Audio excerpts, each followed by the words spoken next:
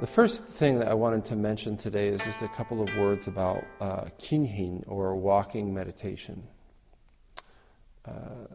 The way that we do kinhin in the Rinzai tradition, which is the tradition that we practice here at Zen West, it's a little bit different than in other traditions. Many traditions are really much more inwardly focused, and there's more of an emphasis placed on unifying the activity of in and out breathing with the stepping of the feet. We do that as well in our tradition. It's less common. Usually if it's pouring rain outside, we'll do that inside. And that kind of walking meditation is done very slowly at the rate of a sort of deep and slow breathing. This form that we use here is sort of a moderate speed, and we're walking in step. And as we were walking, one of the things that struck me is a really good way to understand our walking meditation is very much like ballroom dance. I don't know if any of you have done ballroom dance with a partner, right? When we're the Jigajitsu in a walking meditation line, one of my good friends, monk, is 6'10", would you believe? And when we're Jigajitsu of the line, just like my wife is 5'2", so when I'm dancing with her, I want to take a step back, I can't take an Eshu size step back, right? Or else she's going to have to go just to sort of keep up, right? So likewise, when you're Jikajitsu, you're leading the line, you want to sort of take into consideration your partner, or your partners in the case of walking meditation, your 20 partners.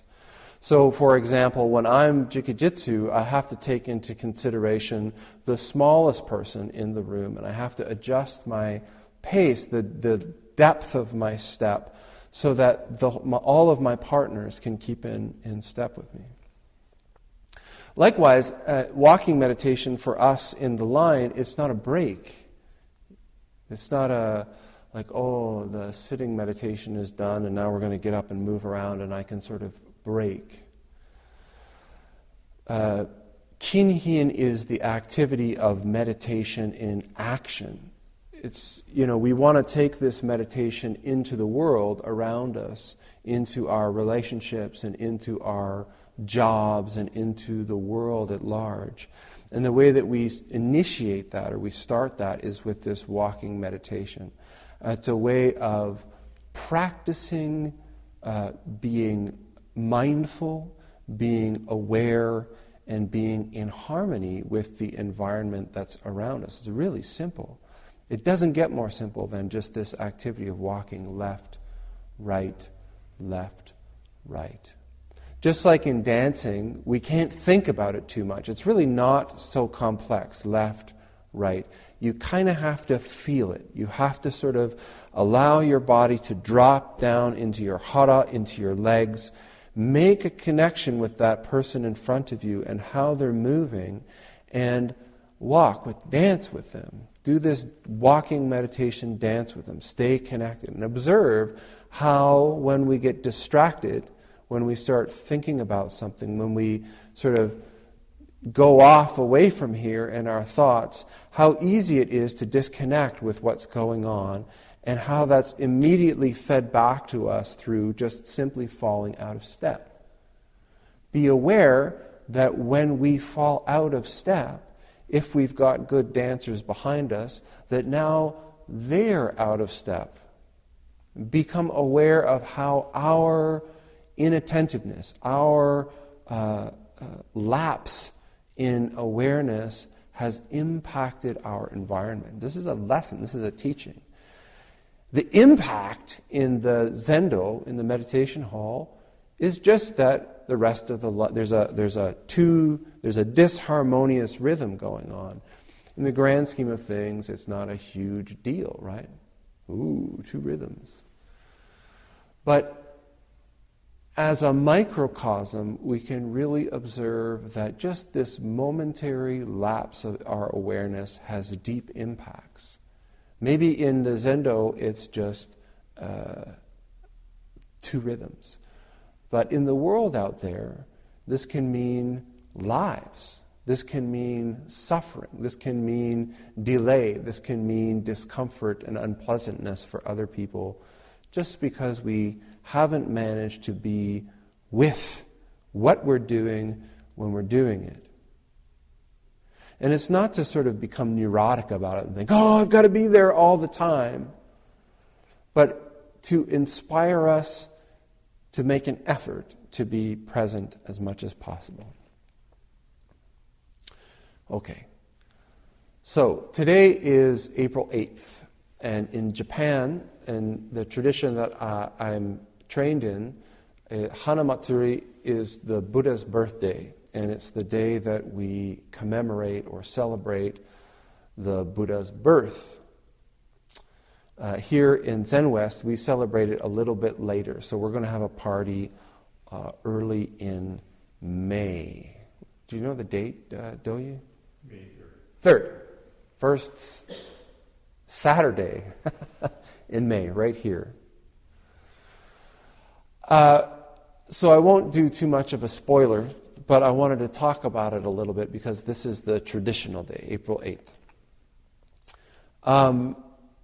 The Buddha, the story goes that the Buddha, when he was born, was able to walk and talk. It's said that he took 7 steps, and he pointed at the sky, and he pointed at the earth, and he said, "Under the heavens and on the earth, I alone am the world honored one."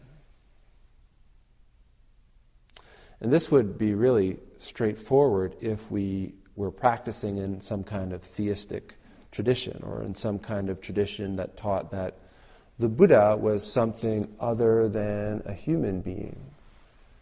But we don't. The Buddha was a human being. And these stories are teaching stories, so we have to look at what's being said, what's being taught, what's being demonstrated in these stories, in these images.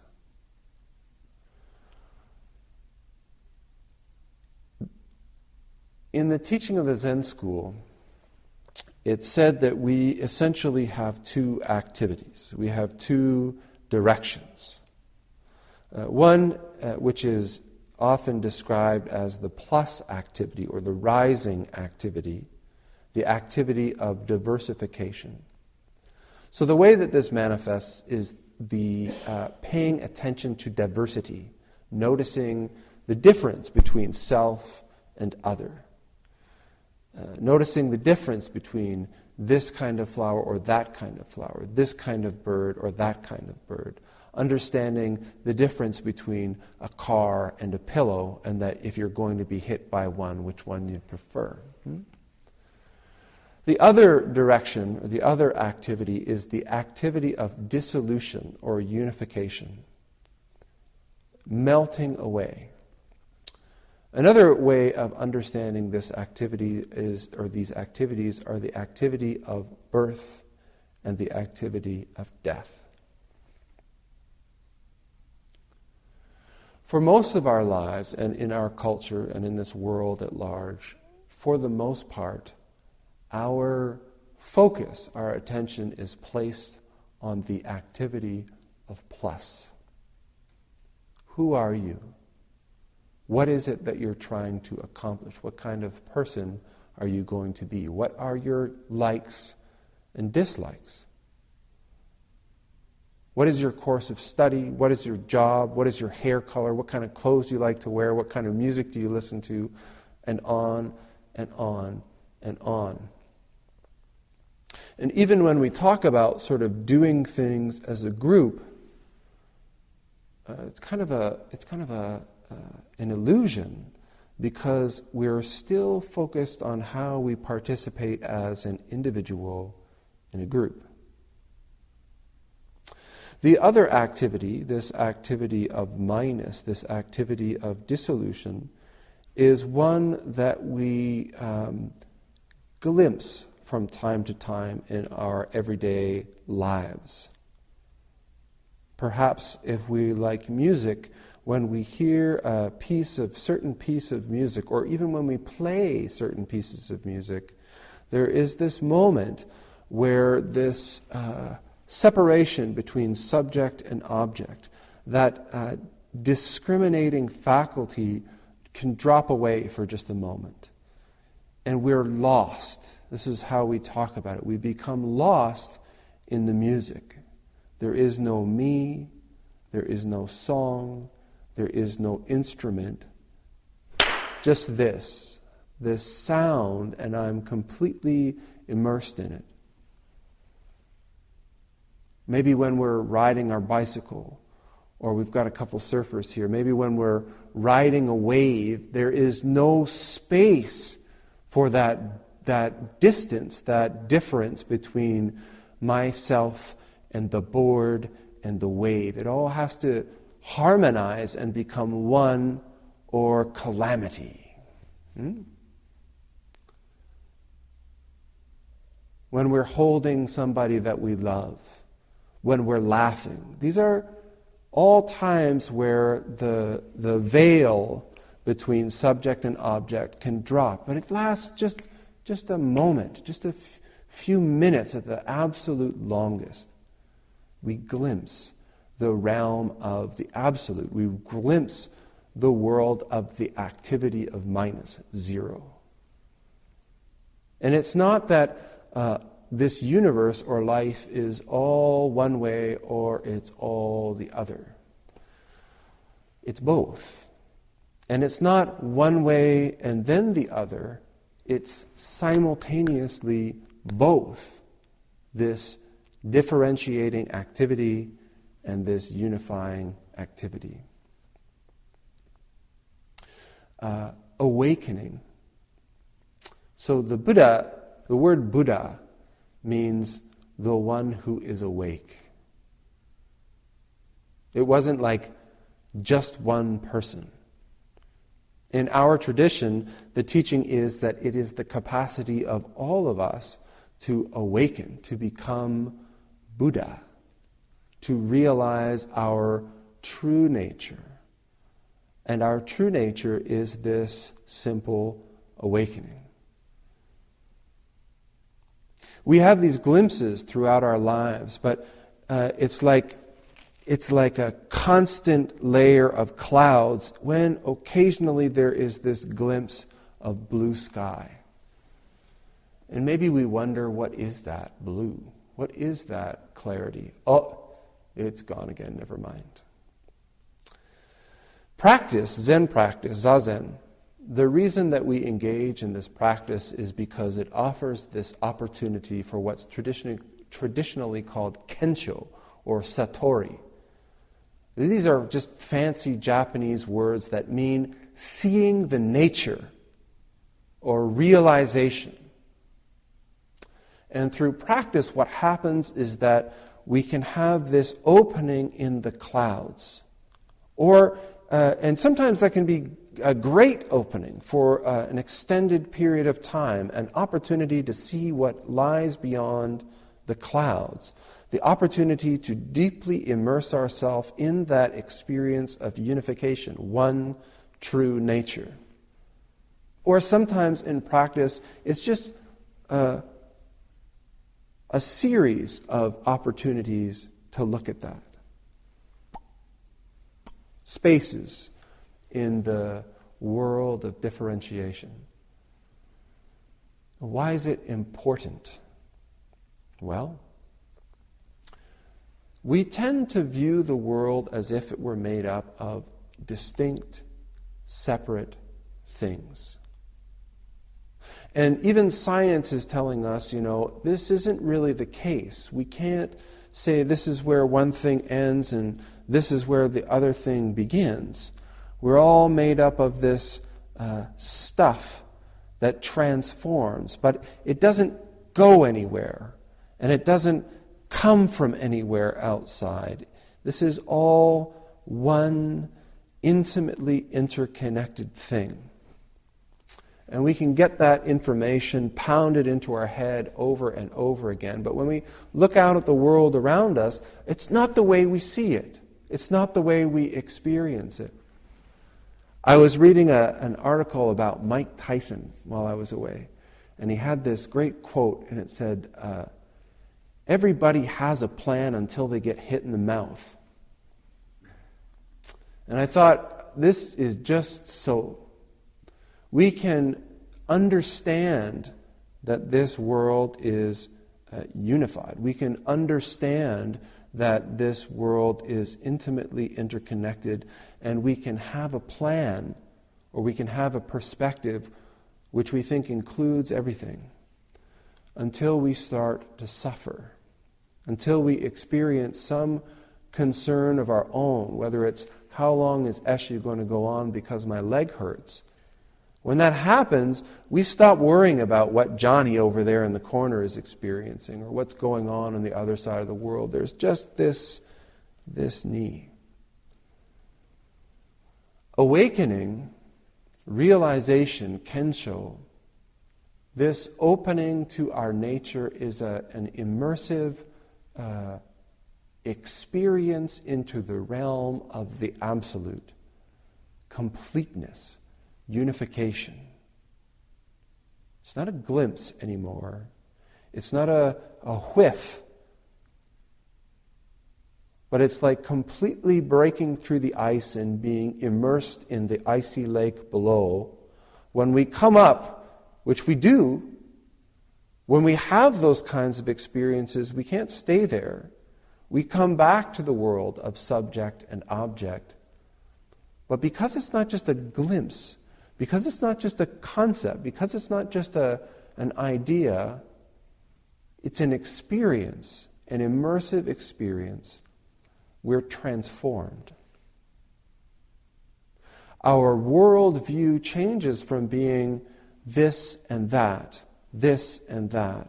to being much more spherical, being a view that includes both this subjective realm and this absolute realm simultaneously.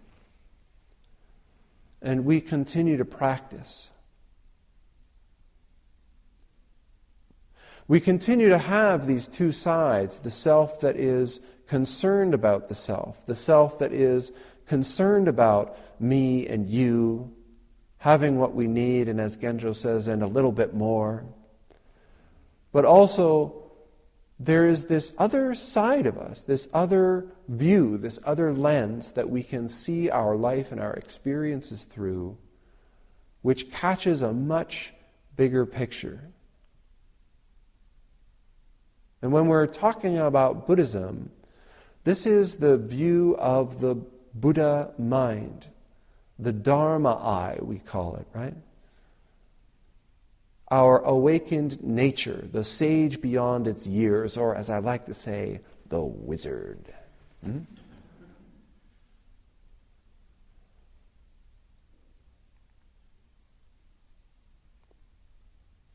Each of us, as we go through our lives, will be faced with different situations. And there's lots of things that we'll do to benefit ourselves. Even practice itself is something that most, if not all of us, come to essentially from a selfish place.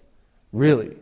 I want to be calmer. I want to have less stress. I want to sleep better, have lower blood pressure, be happier.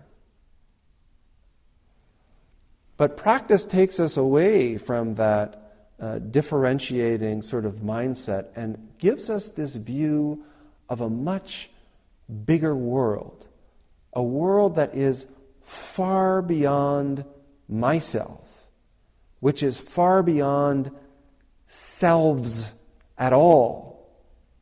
It gives us this Dharma eye, this global perspective, this universal, unified experience, awakening. The importance of the story of the Buddha's birth is not the Indian man, the born in 560 around BC. Did he walk 7 steps? And did he point to the sky and point to the earth? I doubt it. Wonder of wonders, under the heavens and on the earth, I alone am the world-honored one. It's not the Buddha's awakening that we need to be concerned with, but our own. It's not April 8th or May 3rd that we need to be concerned with, but this moment, this day. We can walk around in a cloud for our whole lives, entirely focused on the subjective discriminations of our egoistic mind. Mine. How can I get more and bigger and better? But if we do that, according to the teachings of the Zen school, we're living a half-life. Mumon says, like a ghost clinging to bushes and weeds. Just the grasses. Just getting half of it. Or we can dig into this experience. We can dig in so that just like we have the experience while we're doing something that we truly enjoy, like listening to music or riding our bike or dancing or laughing or making art, we have this experience of both the subjective dissolving into the absolute, arising again into the subjective and back and forth. We can have this in our walking. We can have this in our standing, in our sitting, in our washing the dishes, in our cleaning up our houses, in our doing our work. This constant awareness of these two activities, because it's not that we make them. We're not making these two activities happen. This is the natural breathing of the cosmos. This is the natural activity of this universe of which we are a part. And all we need to do is become aware of it. All we're doing in this practice is not catching something that wasn't there. We're not adding something that we didn't have. We're just waking up to what's already happening right in front of us all the time. Waking up. When we do this activity of awakening, how we interact with the world, with people, with objects, with circumstances is changed forever. Because although we can say, you are not me and I am not you and that's your car and it's not my car, there is another side which says we are one. This is not my air just because I'm breathing it. This is not my water just because I'm drinking it. This is not my planet just because I happen to live here. We are one. This stops being some kind of platitude, but a very deeply felt reality. And our practice becomes, how do I more and more clearly manifest this? Okay, I've been talking for a long time. I've been away, so you'll have to forgive me. Thank you.